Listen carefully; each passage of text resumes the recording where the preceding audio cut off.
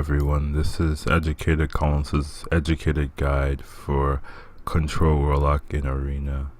I intentionally left music out. If you want music, you can listen to your own, but for those that do not prefer it, it is musicless for you. Our first match was against the Paladin. When playing the control style, it's not always about playing the best minion on each mana curve, but playing down something relevant with the mana each turn.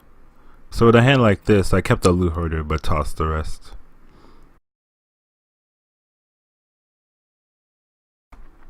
I will not be talking non-stop throughout this video. I'll let the video play itself. Just look at the gameplay and see why I made each of the moves I did. If something's hard to explain, I'll probably speak up about it. I want to mention that I traded incorrectly here, as I could have used my damage golem to kill the Thormar Farseer, and my Mugashan Warden could have killed his 1-1, forcing his 2-2 and his weapon to take out the Warden. But the way I traded in this match, it cost me my Knife Juggler instead of my damage golem.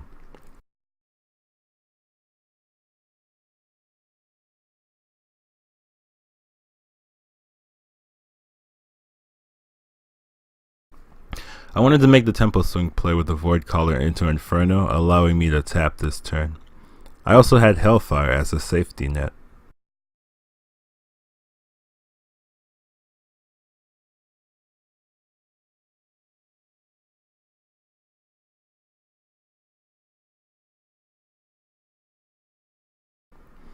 I was originally going to pop the Divine Shield with Inferno and play Hellfire, removing all his minions, and then play an empty Shattered Sun, but his secret turning out to be Noble Sacrifice allowed me to be a bit more greedy and play the Argent Commander instead.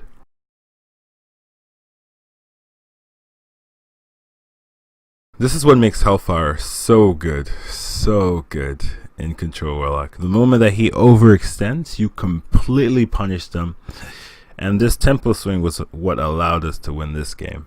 The rest of the game was just using card advantage from the Hellfire play to slowly corner the opponent and then win the game.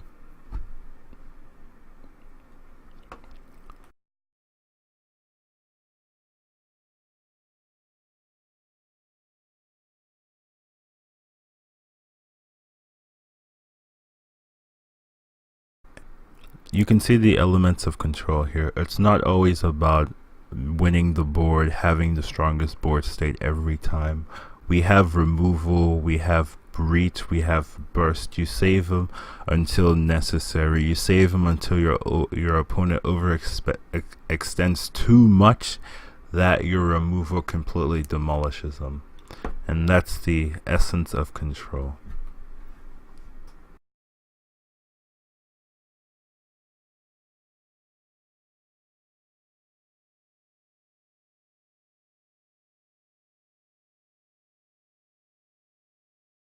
Our next match was against the Warrior. There was a lot of late game in the mulligan, and we threw them all away and kept only the 2-drop. Something interesting to note is we picked this Knife Juggler over a superior Bomb Lobber because we felt that we needed the consistency in the 2s instead of the overall better 5-drop. I feel this is a good time to mention the 3 control curve starts when you're going second in Arena. There are 3 different speeds I give them: fast, semi-slow, and slow, or semi-slow, semi-fast, kind of the same thing. With the fast start, you coin out a 2-drop on turn 1. You play a regular 2 on turn 2, then you play a 3 on turn 3, and you play a 4 on turn 4. The key is when you use the coin. For a fast start, you use the coin immediately on turn 1 to provide a early edge. With a semi-fast start or semi-slow start, you either play nothing or a 1-drop on turn 1. You coin out a 3-drop on turn 2. You play a regular 3 on turn 3, and you play a 4-drop on turn 4. It's different here is that the tempo swing with the coin comes on turn 2 when you coin out an Ogre Brood or a Scarlet Crusader or a Harvest Golem on turn 2, instead of it coming on turn 1 with the early 2-drop. And with a slow start, you either do nothing on turn 1 or 1-drop on turn 1. You play a regular 2-drop on turn 2.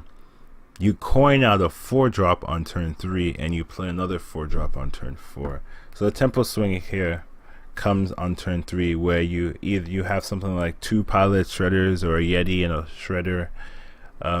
Those starts for control is very consistent because they allow you to stay relevant, and they're very flexible based on what you have in your mulligan. So when you're going second, you have a lot of options for control, as the coin gives you a lot of versatility.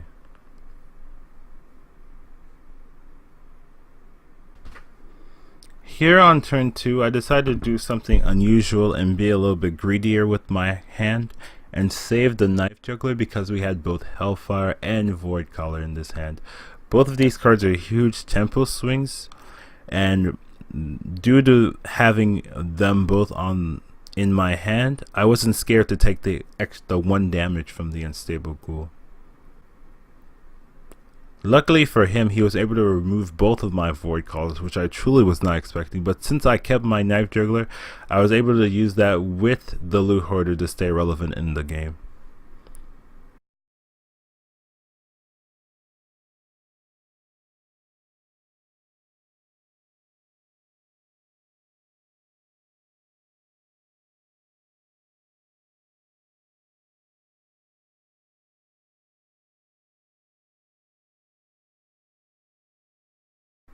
Here he played a weapon and decided to go for an aggressive play. Since I'm a Warlock and my health is very important, it would have been scary if I wasn't playing control style and have the Sunwalkers and heal bots in my deck to protect my health.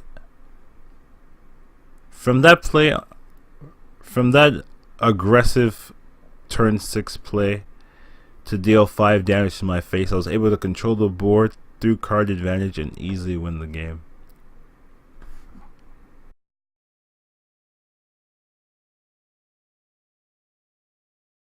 Something you may notice about my playstyle is that I'm very heavily reliant on using all of our mana each turn. When you play control, you want to use as much as your mana as you can, since you tend to have a higher curve than your opponent, and it becomes very apparent that you end up with more cards left in your hand than your opponent. So if you keep in mind to use all of your mana each turn, you end up creating a stronger board overall and allows you to stay relevant in the game.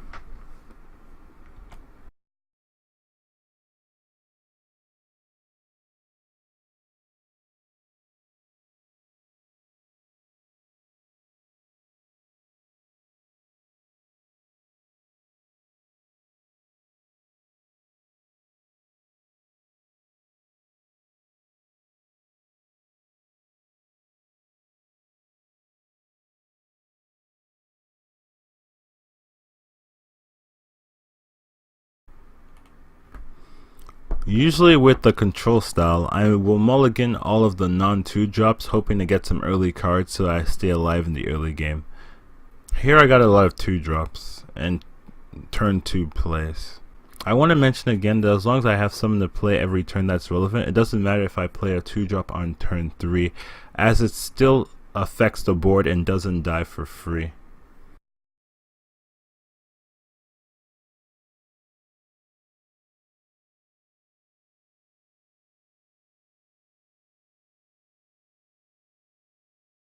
On turn 5 I had to make a choice. Either I make the lackluster play of playing my Ooze and my Blood Knight, which I could use to swing the game later on, or I use the Doom Guard with the chance of losing some really good high value cards like the Argent Commander. I decided to go for the more aggressive play and play the Doom Guard. And it paid out because I lost both of my hard removals that I didn't need for this match. Your soul shall suffer. This play was fun.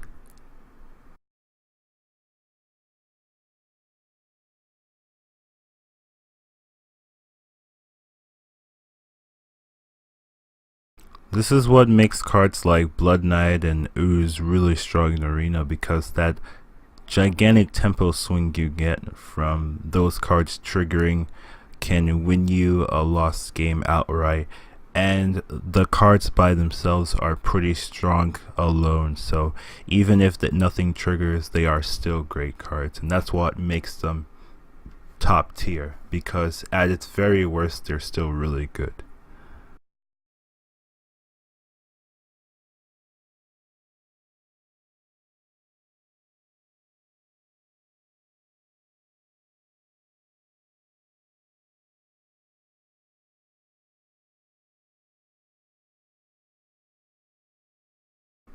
The next game was against the Druid. I kept the 2-drop while throwing away everything else.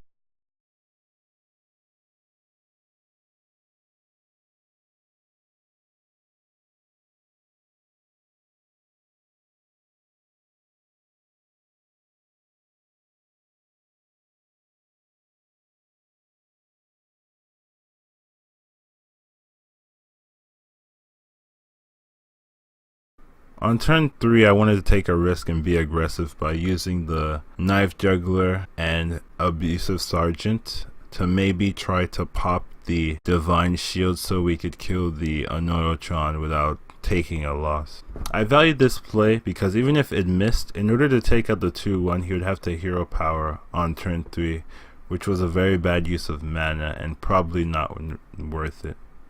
This was the play that lost him the game. He decided Mark of the Wild and attack the face with both of his creatures.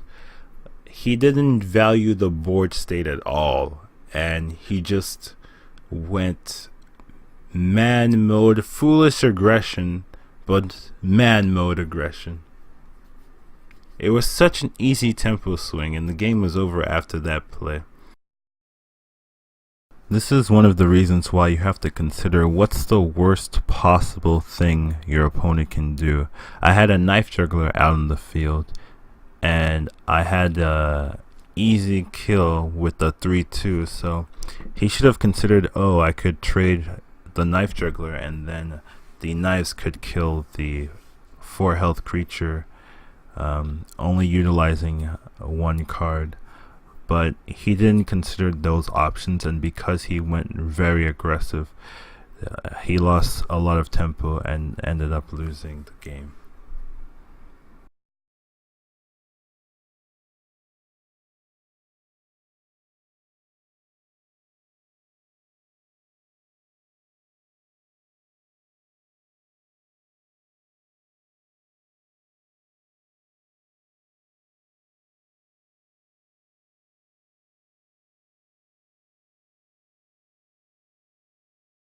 Our next game was against the Druid.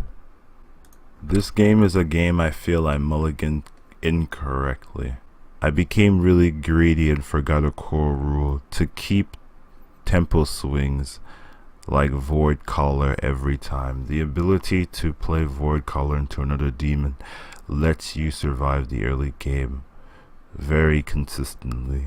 I decided to mulligan everything, hoping to get a lower curve, but the curve was already low enough considering what was in the deck. Having to play a 2-1 against a 2-3, as well as drawing 2 cards on turn 3, really crippled our chances.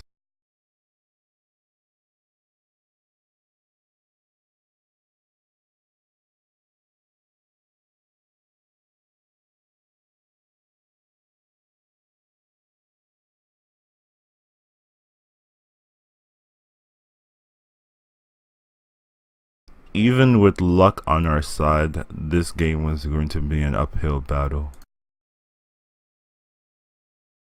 I could have cleared the board here with a Hellfire, but I felt it wouldn't have created a strong enough board, so I went with the Dread Inferno play instead.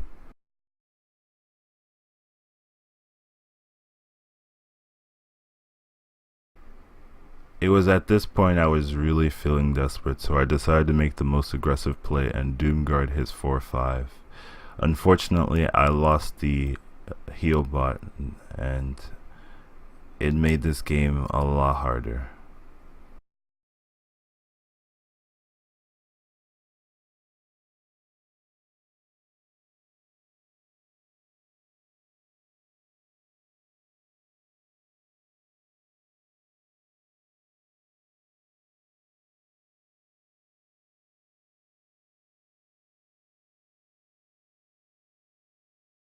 At this moment, I want to talk about silences and how they're effective in rush and tempo type decks, but in control it's not really the most useful battle cry.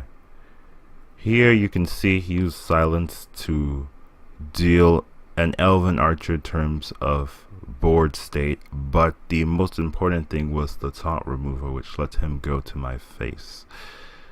In control, the taunt remover is almost negligible as board state remains supreme, but when you are on a more aggressive class, removing taunts, removing divine shields can be really significant, as it lets you deal that extra burst of damage needed to win the game.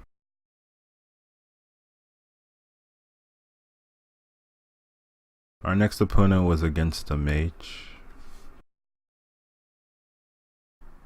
Once again, we kept the 2/2 drops. Haunted Creeper plus Demon Fire deals with a lot of openings.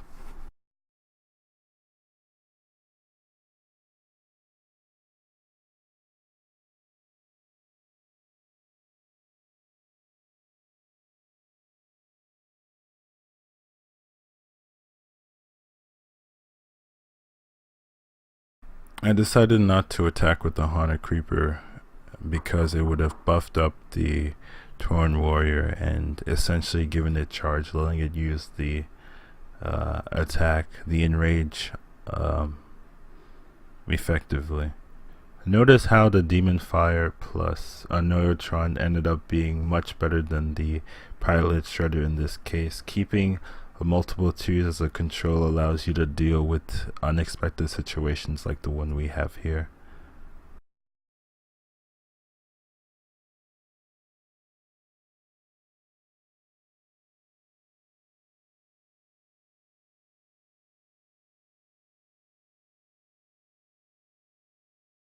Getting the pint-sized summoner out of the shredder allowed me to make a cheeky play where I was able to use both the Sense Demons and Void Collar instead of using only the Dread Inferno to make that play, and it ended up creating a much safer and more powerful hand and board positioning that the opponent had a tough time dealing with.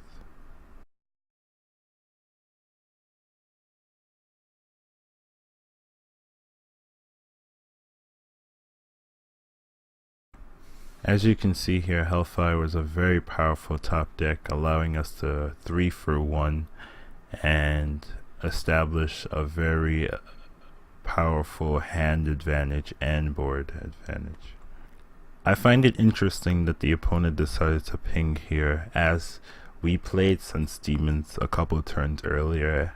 He, however, felt he could deal with the Dread Inferno coming out, and I feel that was a very big mistake on his part.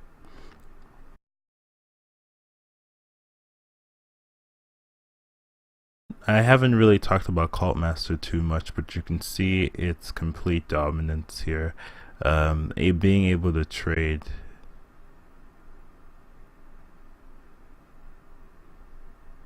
etc, etc.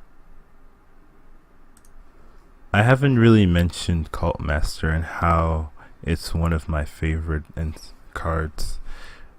If you are in an equal or winning state and you drop a Cult Master, drawing one or two cards can pretty much end the game, because the advantage you get from that cards make sure that there's no way that it can come back in the game. It's just a really powerful card when used correctly, and I think people take it lightly.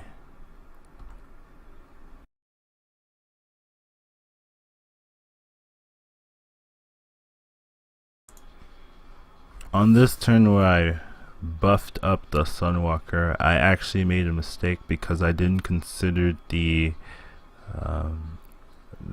him having a Flame Strike and using that to clear the whole board effortlessly and bringing him back in the game in terms of board state. I most likely should have buffed up the Dread Inferno, making sure that even if he Flame Strike, he would have had to spend a lot of resources, and I would have had extra damage on the board. But it's the small things. It didn't actually end up mattering and we still won, but it's still something to think about. There's always room for improvement. Even the best players have to improve, and everyone should keep that in mind.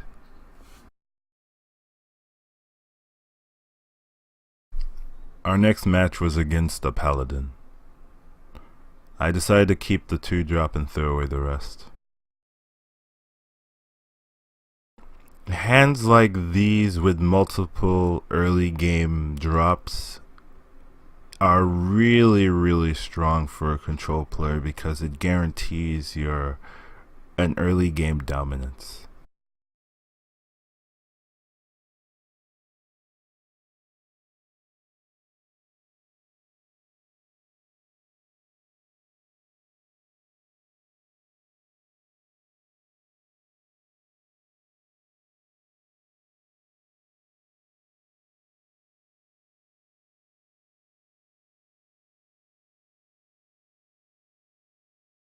Keep in mind, I decided to play the weaker Acolyte of Pain over the stronger Earth and Ring Farseer because I had the Void Caller to take care of his 4-drop, or a Hellfire if necessary.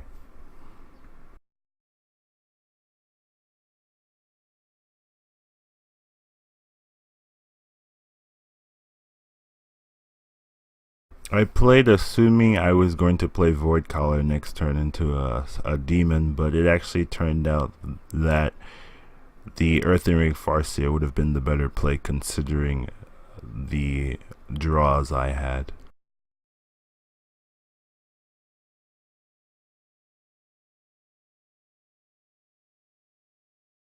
A lot of times, even in control where you want to always have the stronger board state, when your opponent has a pesky minion on the board where it just feels silly to trade in, like a Pilot Shredder, or in this case a 2/4, it's sometimes best to just go face pressure his health and let him trade ineffectively.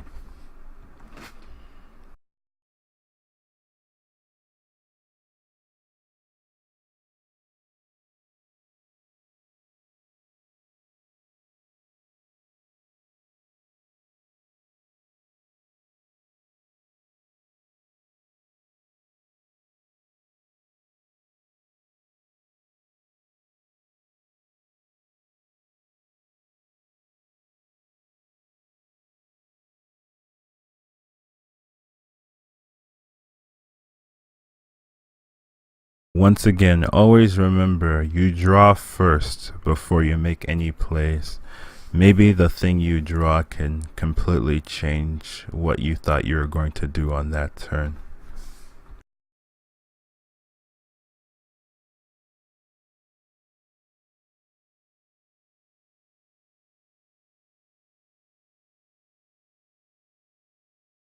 Once again, it is the tempo swings from the Void Callers and the big demons that really lock down control Warlock's dominance.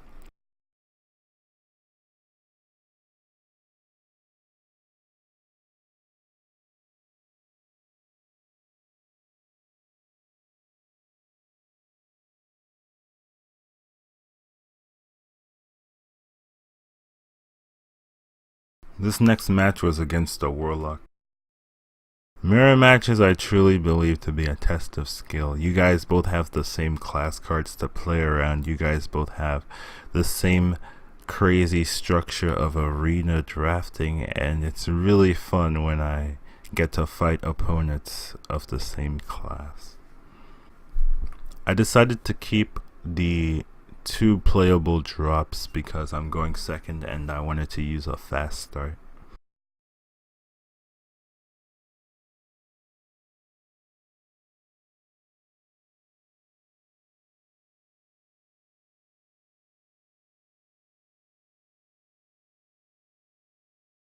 I decided not to attack here so that his minions have to trade into mine to gain card advantage. It's essentially the same as saving me health.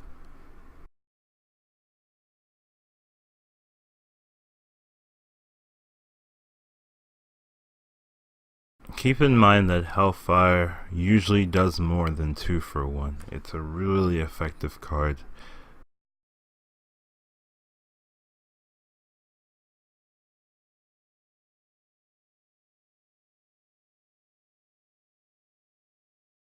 The opponent could have done so much more with this empty portal, but he decided to be greedy and create a super expensive and time consuming war golem, which I proceeded to completely ignore.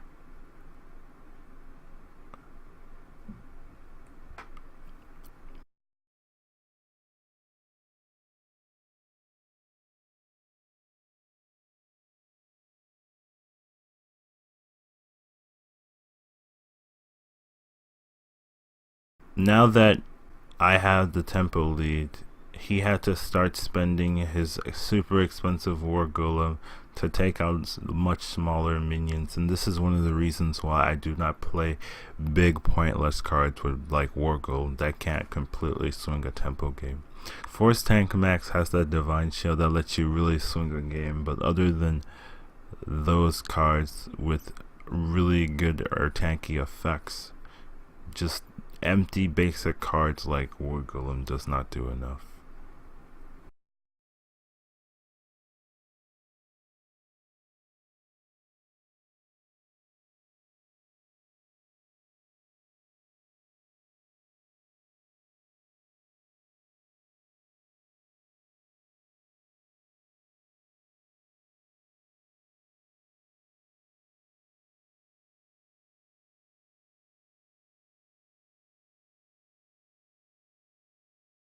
I thought this was a pretty stylish win.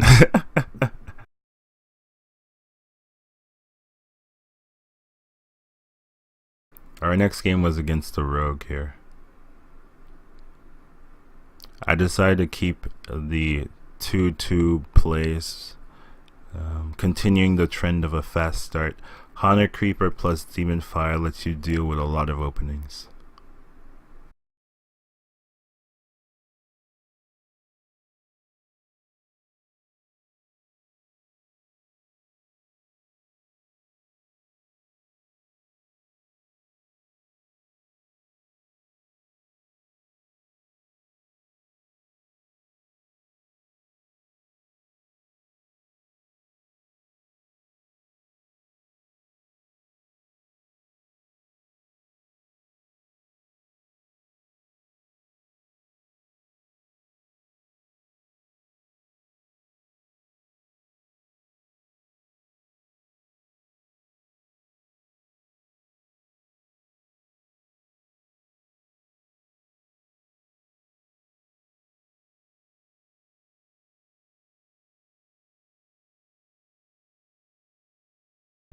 This was the play I believe was the most lacking, where he decided that the 2 damage and the reusability of Headcrack was worth losing the 2-1 and causing that gigantic tempo swing with a Dread Inferno on turn 4. Once that play occurred, it wasn't difficult to maintain a lead. Now notice that this game was won on turn 7, even though I promote a control style. One of the key things about control is that it does not start out as control. It starts out as tempo. You play the strongest minion on the most mana curve if possible. And then you have to figure out at what point, at which turn do I switch? Do I go for the heavy board state control, making sure that the opponent can never come back type of control style?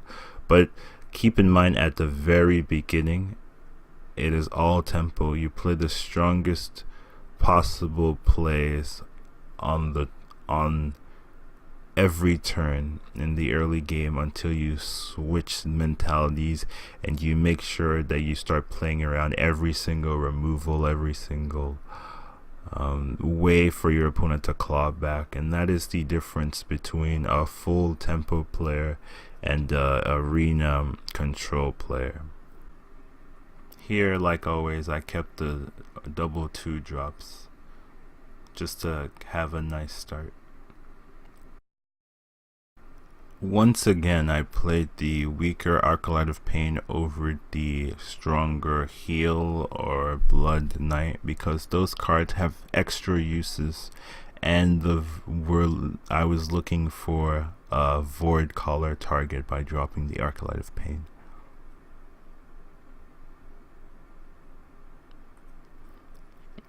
You can notice though how Arclight of Pain was arguably the mistake of picks, where this card does not provide enough of a benefit in this Warlock control, and this is why I would have recommended having that Fairy Dragon instead of Arclight of Pain. But since I took that Sense Demons early, I was not able to make the logic to have 2 Sense Demons, and this is some of the issues that occur because I did not draft 100% perfectly. But 100% perfect drafting is imaginary. It's not something that you should strive for unless you are doing this, unless arena drafting was something professional and there's tons of money on the line. It's a lesson in headaches if you punish yourself too much for any mistake.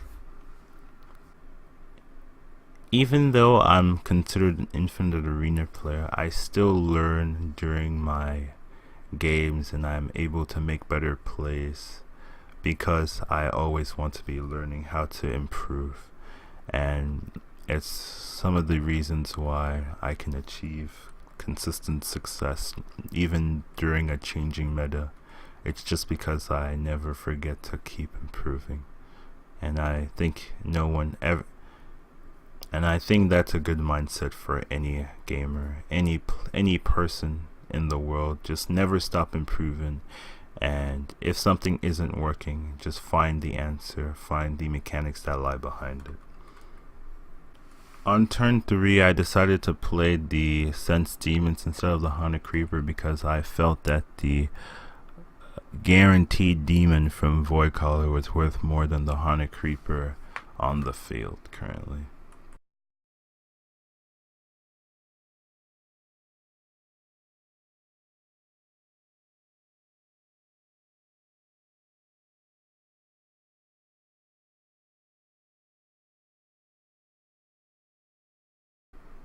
Sorry.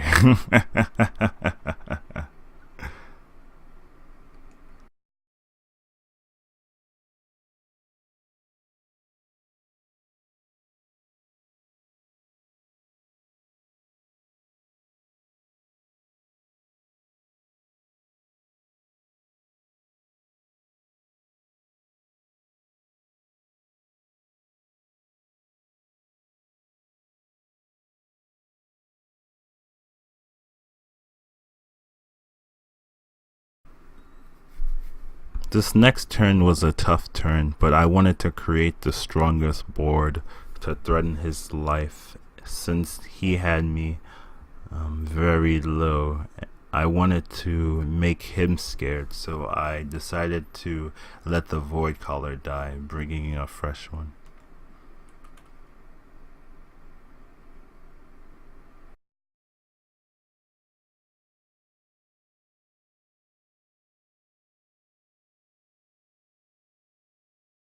It can be seen here how every card is important, the taunts being relevant, the heals being useful, the draw power, the big minions. This is control at its finest.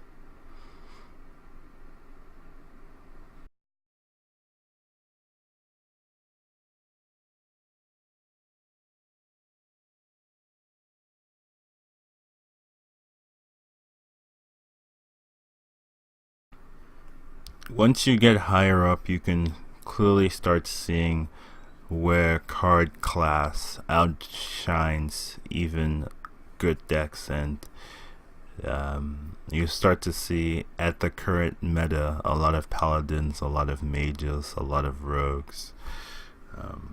It's the state of the game. You can do well with every class, but there are just some classes with class cards that provide a higher chance for victory.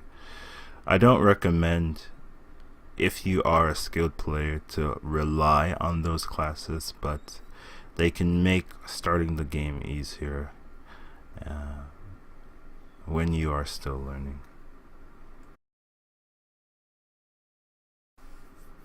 Here you can see I really valued Blood Knight against this paladin, and I decided to keep it in our hand.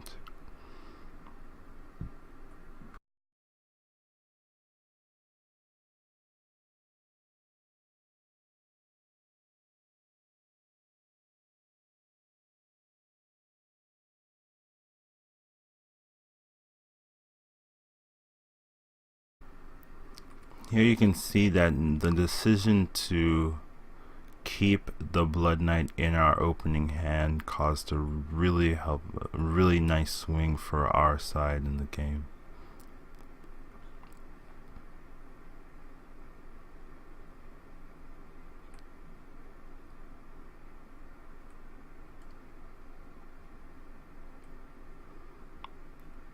I should mention that I decided to be greedy here and attack into the 2-1 instead of the 5-2, so that he would be likely to use the 5-2 to trade into our 6-4.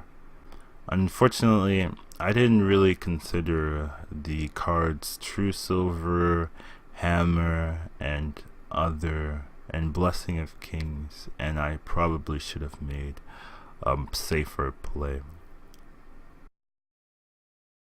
You can see again the powers of Void Caller over and over, and is one of the main reasons why I'll never skip it when I'm playing Control Warlock in Arena. Once I had this tempo swing play, the rest of this game was pretty easy.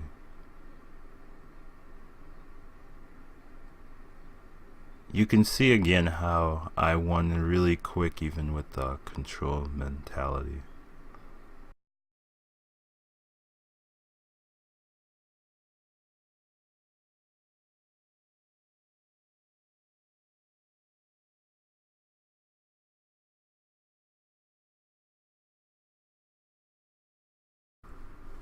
Our 13th opponent was Fear itself, codename Kappa.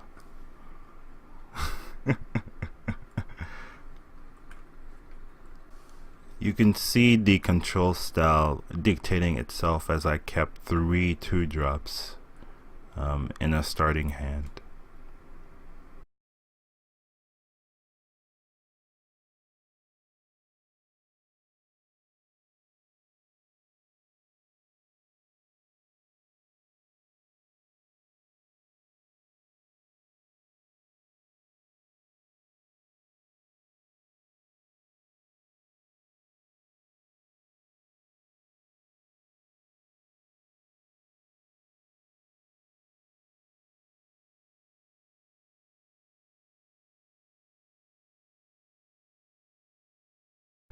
I decided to be a little cheeky on turn 3 and use the heal to take out the 1/1 for free.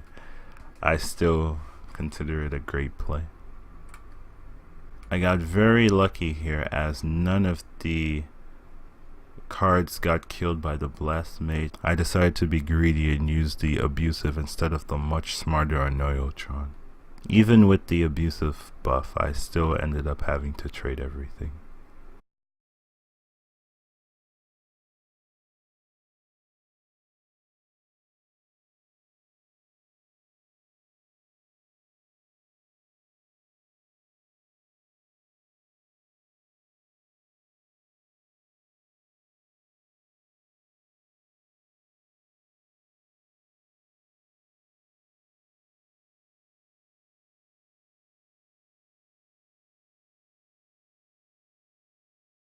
Now this is the fatal mistake that the mage made this game. He decided to be what most mage players are, and that is not the brightest of souls.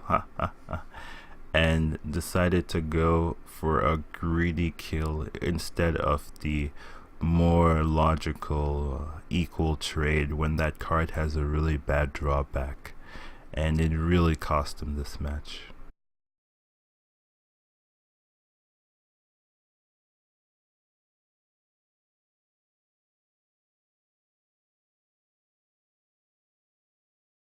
From then on, I was able to use the taunts and the divine shields to facilitate his mana usage, and it was easy to dominate the board after that.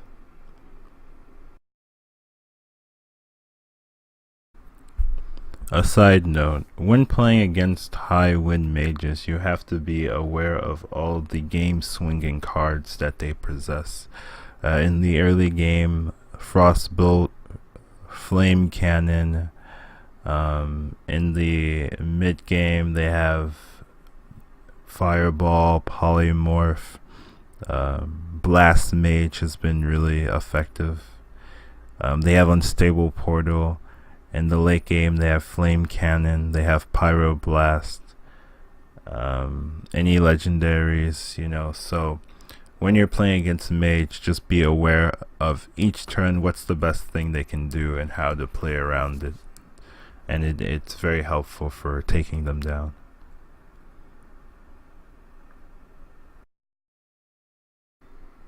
This is one of the most enjoyable things about Control. The opponent thinks he's got it. The opponent thinks he's got the best class, the mage class.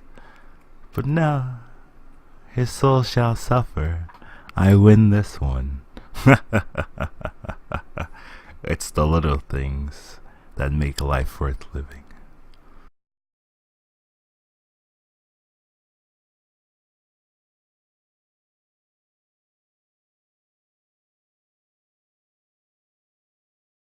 The final boss ends up being a shaman. I wonder how this match will go.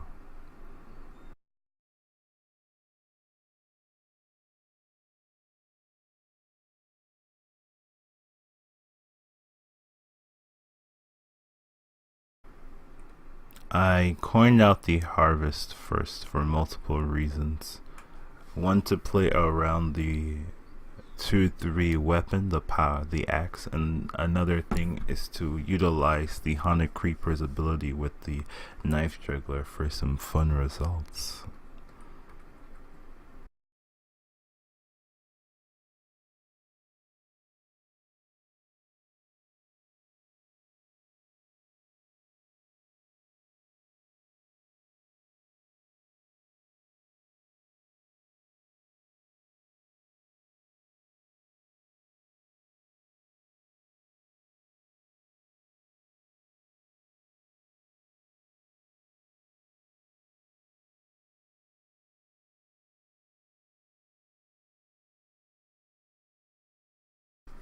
When you're fighting a very high win deck, do not be surprised by anything they toss out.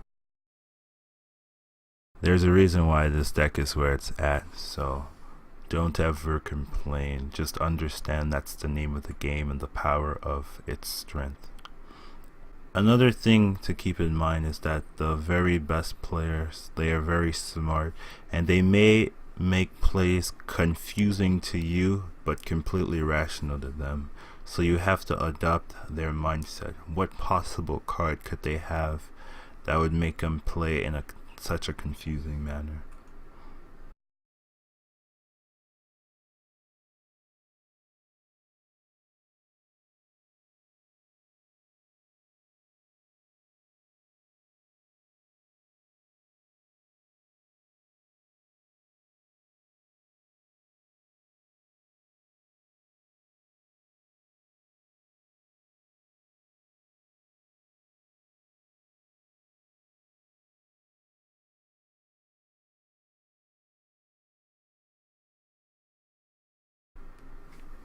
It is moments like these where you have a choice and you're put in two different positions, right? I considered the force tank here, and it was very likely that he could have a hex and the game would be completely over. Or I could try a double hellfire play. I eventually went with the double hellfire play, dropping the abusive at the end.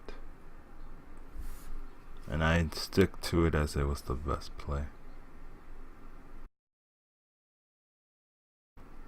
The reason I've kept the force tank and never played it was due to the prevalence of a hex, and that could have lost us the game much quicker.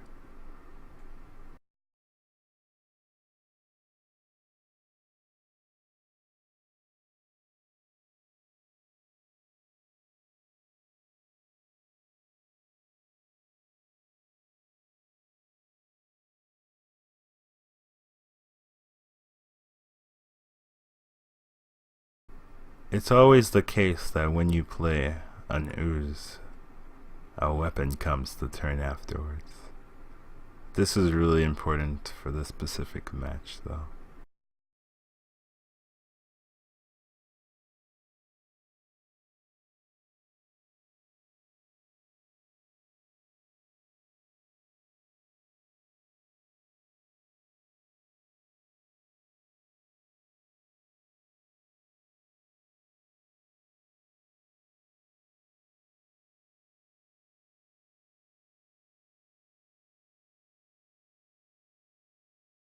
All in all, it was a good match, a good game, and I'm happy with the results.